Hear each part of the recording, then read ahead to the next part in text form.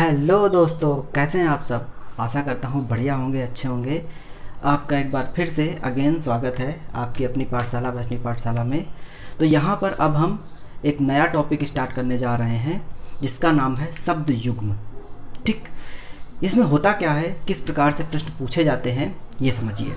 देखिए इसमें होता क्या है, इसमें दो या दो से ज़्यादा शब्द दिए होते हैं जिसकी वर्तनी सेम लगती है। ठीक है, लिखने में थोड़ा डिफरेंस होता है, वर्तनी उसकी सेम लगती है लेकिन अर्थ इसका अलग होता है। तो इस प्रकार के प्रश्न आपकी परीक्षा में बहुत पूछे जाते हैं। ठीक है, कि अंश अंश माने क्या होगा, कंधा होगा या हिस्सा होगा। अब देखिए अंश जो शब्द है ये सुनने में सेम लग रहा है, अंश अंश किसी प्रकार का कोई डिफरेंस नहीं है, लेकिन जैसे ही ये लिखा जाता है तो लिखने पर ये अपना अर्थ जो होता है वो बदल देता है। तो इस प्रकार के प्रश्न आपकी परीक्षा में आते हैं और हर बार आते हैं, हर बार आते रहेंगे, आपको पढ़ना पड़ेगा। तो यहाँ पर मैं जितने भी इम्पोर्टेंट शब्द हैं अभी तक के 1990 से लगा करके 2020 तक जितने भी परीक्षा में प्रश्न आए हुए हैं इन शब्द युग्मों से संबंधित, वो सब के सब आपके सामने मैं पेश कर रहा हूँ। तो इनको अच्छे से समझिए, उसका मतलब समझिए, किस प्रकार से लिखा है उसको देखिए, और अगर हो सके तो इसको अपने हाथ से एक बार ज़रूर निकाल दीजिए, मतलब इसको नोट डाउन ज़रूर कर लीजिए अपनी कॉपी पर। ठीक है, चलो फिर यहाँ पर स्टार्ट करते हैं हम शब्द युग्म की अपनी कक्षा। ठीक है, तो हमारा टॉपिक क्या है, हमारा टॉपिक है शब्द युग्म। तो पहला शब्द आप देख रहे होंगे कि पहला शब्द लिखा हुआ है अंश, और अंश दोनों बोलने में सेम समझ में आ रहे होंगे, लेकिन अगर हम इसकी लेखनी को देखें, अगर हम इसकी लेखनी को देखें, लेखनी को समझें, तो आपको अंतर समझ में आ रहा होगा इस सा में। ठीक है, इस सा में, इसी सा से इसका अर्थ बदल गया।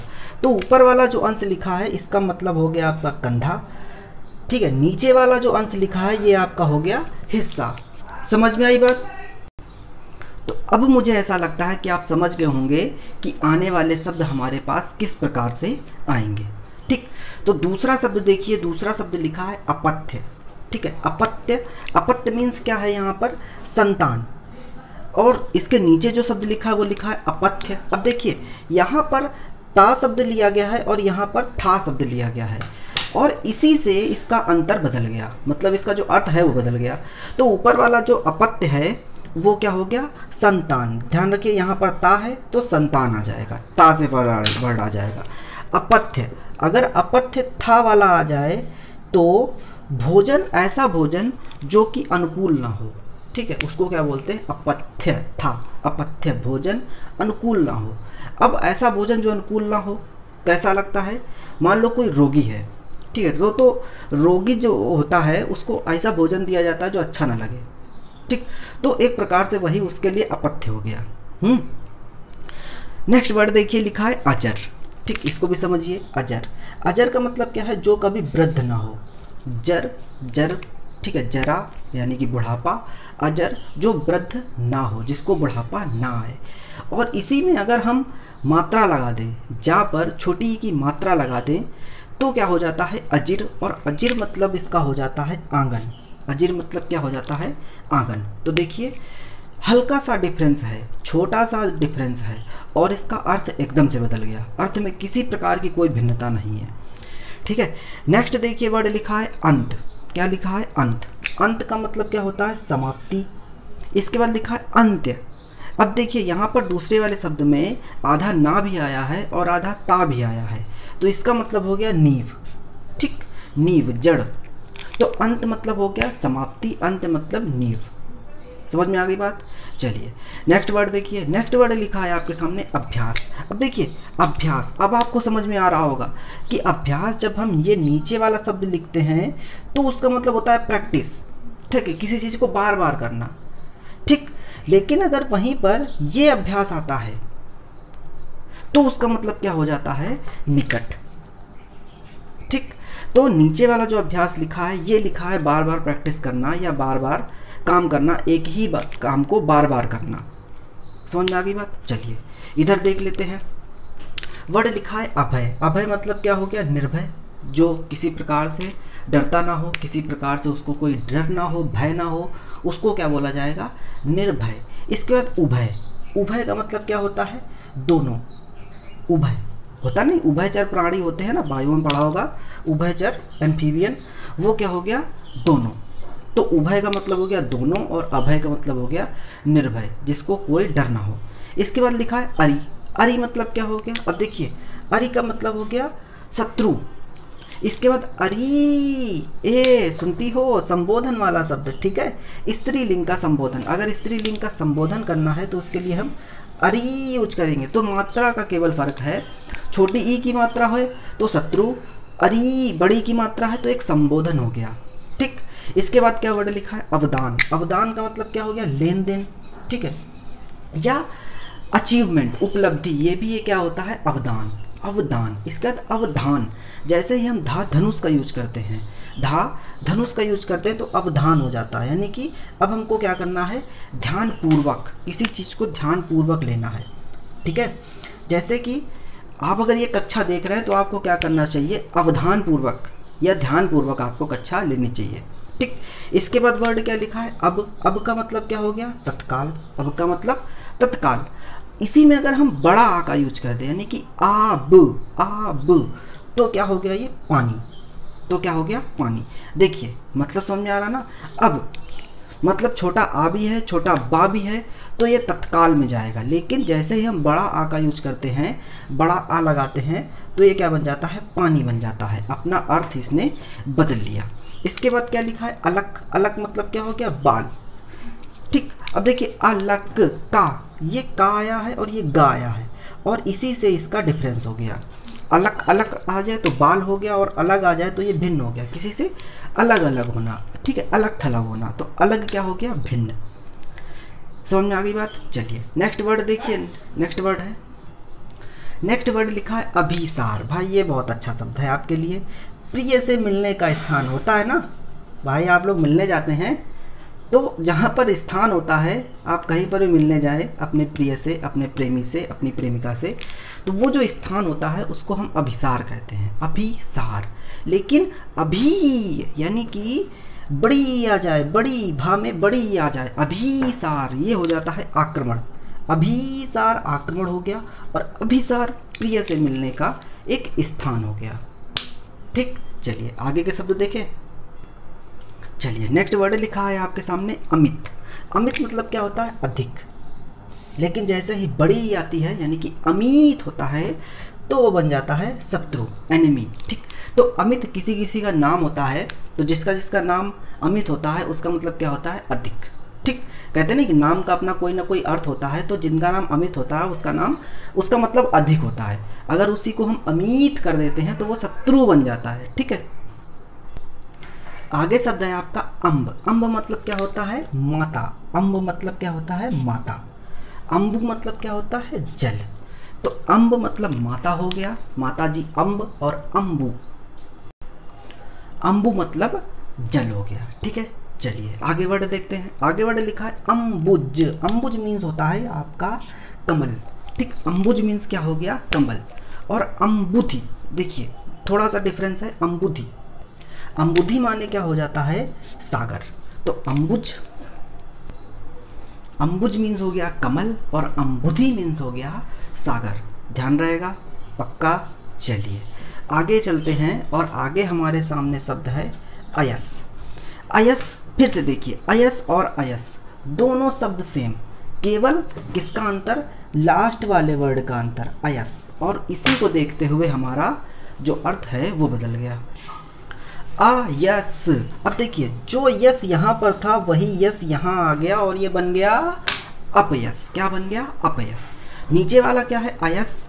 अयस ये क्या हो गया? लौह धातु, एक लौह धातु, लोहे की जो धातु होती है उसको अयस, सा ध्यान रखना कौन सा आएगा। तो ऊपर वाला जो शब्द लिखा है अयस, अपने साथ यस लेगा अपयस। अयस अपने साथ क्या लेगा? लोहे की धातु लेगा। इसके बाद वर्ड लिखा है आसन। आसन, आसन, आसन, भोजन। आसन, आसन क्या हो गया? भोजन। और जैसे ही हम इसको बड़ा आ में ले जाते हैं, यानी कि आसन में ले जाते हैं, तो वो बन जाता है आपकी बैठने की वस्तु, आसन। ठीक है, बैठने की वस्तु जैसे कि स्टूल, मेज, कुर्सी, ये सब क्या हो गया, बैठने की चीज़ें हैं। मेज कहाँ बैठने की चीज़ है?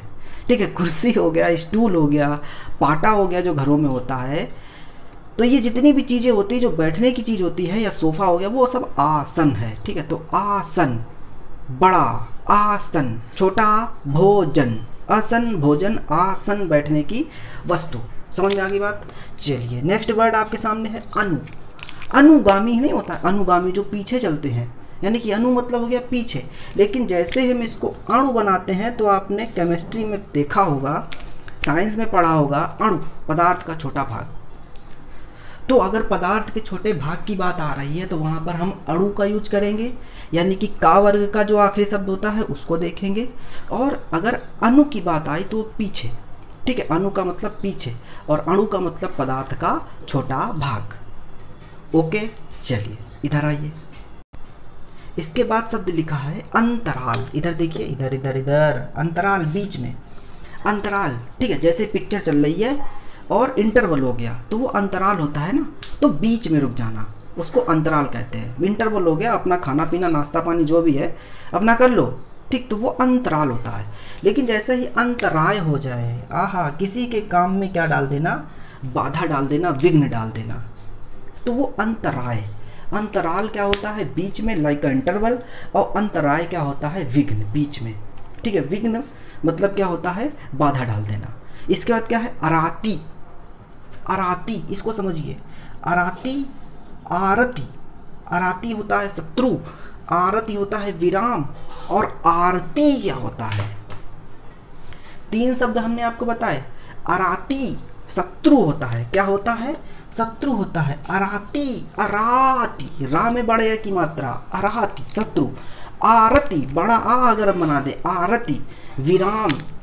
और आरती क्या होती है, आरती क्या होती है, भगवान की, एक प्रकार से भगवान को याद करना। ठीक है, भगवान का गीत होता है आरती। ठीक है, तो अराती, आरती और आरती, शत्रु विराम। ठीक, इसके बाद क्या है, अरुज। नेक्स्ट वर्ड समझिए, अरुज। अरुज मतलब क्या होता है, तंदुरुस्त। तो तंदुरुस्त अगर आएगा तो अरुज, जा, जा का यूज करेंगे। और अरुज जैसे ही झा का यूज करते हैं तो झा के साथ क्या आ जाता है, झा, यानी कि उलझा, झाना, उलझना, क्या हो जाता है, उलझना, अरुज, उलझना। तो दोनों वर्ड ध्यान में आ गए। ठीक है, अगर जा शब्द है तंदुरुस्त, अरुज, उलझना। इसके बाद शब्द क्या है, अर्घ। अर्घ कर दो भैया, क्या है, हवन सामग्री। ठीक है, हवन सामग्री, तो इसको अर्घ बोलते हैं। और अर्घ क्या है, जलदान। ठीक, सुबह सुबह अगर हम सूर्य भगवान को याद करते हैं तो लोटा लेकर के जो खड़े होते हैं और जलदान करते हैं तो उसको अर्घ करना बोलते हैं। लेकिन जैसे ही आधा घा आता है तो वो हवन सामग्री का रूप ले लेता है। ठीक, इसके बाद अली। बहुत बहुत बहुत पूछा जाता है ये अली। और अली, छोटी की मात्रा भ्रमर का रूप लेती है और बड़ी की मात्रा सखी का रूप लेती है। छोटी की मात्रा भ्रमर का रूप लेती है, बड़ी की मात्रा सखी का रूप लेती है। आ गया समझ में? अब तो नहीं बोलेंगे। अली, छोटी, भ्रमर यानी कि छोटा होता है, भ्रमर छोटा होता है तो छोटी वाला, और सखी हमारी बड़ी होती है तो बड़ी, यानी कि अली बड़ी मात्रा वाला, सखी। ठीक, अब तो नहीं बोलेंगे। चलिए आगे वर्ड देखते हैं। नेक्स्ट वर्ड लिखा है आवृत्ति। आवृत्ति क्या होती है, बेकारी। लेकिन जैसे ही आवृत्ति हो जाती है, आवृत्ति क्या होती है, एक बेकारी होती है। और आवृत्ति क्या होती है, किसी चीज को दोहराना, वो क्या हो जाता है, आवृत्ति। ठीक, अग मतलब क्या होता है, अचल। अग मतलब क्या होता है, अचल। और अघ, अगर घा आ जाए, अगर गा आ जाए तो अचल, यानी कि गा हो गया, वहीं पर गड़ा है। ठीक है, अचल है।